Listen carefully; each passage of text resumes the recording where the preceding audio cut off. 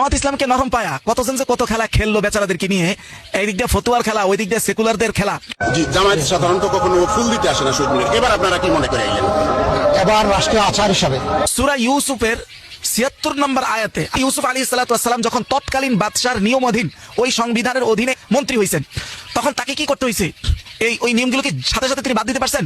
বাদ দিতে পারেন। তুই তো ক্ষমতায় আসছেন, তারপরেও বাদ দিতে পারেন নাই। সূরা ইউসুফের ৭৬ নম্বর আয়াতে আল্লাহ তাআলা স্পষ্ট বলতেছেন, মা কানা লিয়াখুযা আখাহু ফি দীনিল মালিক।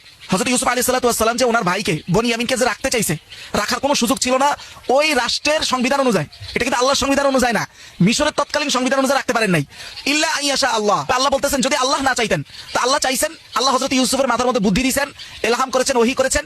তখন হযরত ইউসুফ আলাইহিস সালাতু ওয়াস সালাম সিস্টেম করে ভাইকে, এই ঘটনা আমরা সবাই জানি যে চোর সাজাইলেন, চোর সাজানোর পরে চোরের শাস্তি হিসেবে রেখে দিলেন। এখান থেকে এটা স্পষ্ট যে আপনি যখন ক্ষমতার কেন্দ্রে আসেন নাই, আপনি তো সাথে সাথে এগুলো পাল্টাইতে পারবেন না। রাষ্ট্রীয় কারণে আপনাকে অনেক কিছু করতে বাধ্য হতে পারে, এইটা আপনার চরিত্র অথবা আপনার আদর্শ নয়। আর এটা করার সুযোগ যদি রাষ্ট্রীয় কারণে কেউ বাধ্য হয়, এটা সুযোগ আছে কিনা? নিশ্চয়ই আছে। আল্লাহ সূরা নাহলের যেখানে ১০৬ নং আয়াতে আল্লাহ বলতেছেন, ওমান কাফারা বিল্লাহি মিন বাদি ঈমানি, কুফরিও যদি কেউ ঈমানের পরে কেউ যদি কুফরিও করে ফেলে, ইল্লা মান উকরিহা, তবে কিভাবে করছে? বাধ্য হয়া। কাঠামোগত বা অন্য কোনো বাধ্যবাধকতার কারণে যদি করে, তাহলে আল্লাহ এটাকে ইস্তেসনা করেছেন।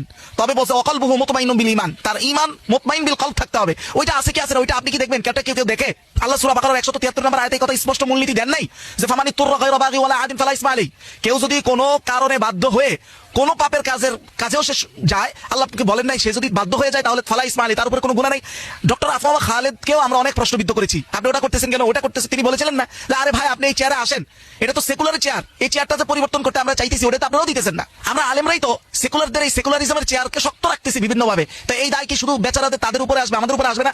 অনেক কম আইকিউর লোক আছে যে এখানে আবার এই হাদিসের দলিল দিবে, যেটা তিরমিজিতে আসছে, মুসনাদ আহমদের ১০৯৮ নং হাদিস হিসেবে আসছে, আল্লাহ রাসূল বলেছেন লা তাআতা লি মাখলুকিন ফি মাসিয়াতিল খালিক, খালিক বা আল্লাহর অবাধ্যতা করে কোনো বান্দার আনুগত্য করা যাবে না।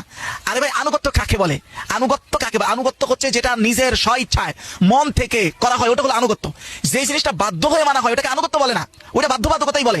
কেউ যদি আনুগত্যের এই সংজ্ঞা নিয়ে আসে, এটা যে ভুল, এটাও আমি কোরআন থেকে প্রমাণ করছি। যেমন সূরা ফুসসিলাতের ১১ নম্বর আয়াতে আল্লাহ তাআলা বলতেছেন সুম্মা ইস্তাওয়া ইলাস সামা, আল্লাহ তাআলা মনোনিবেশ করলেন আসমানের দিকে, ওয়াহিয়া দুখান, তখন একটা ধোঁয়ার কুণ্ডলী ছিল আসমানটা। ফাকালা লাহা ওয়ালিল আরদি ইতিয়া, আল্লাহ আসমান এবং জমিন দুইটাকেই সম্বোধন করে বললেন ইতিয়া, তোমরা চলে আসো, তাওয়ান আও কারহা, হয় আনুগত্য করে অথবা বাধ্য হয়ে।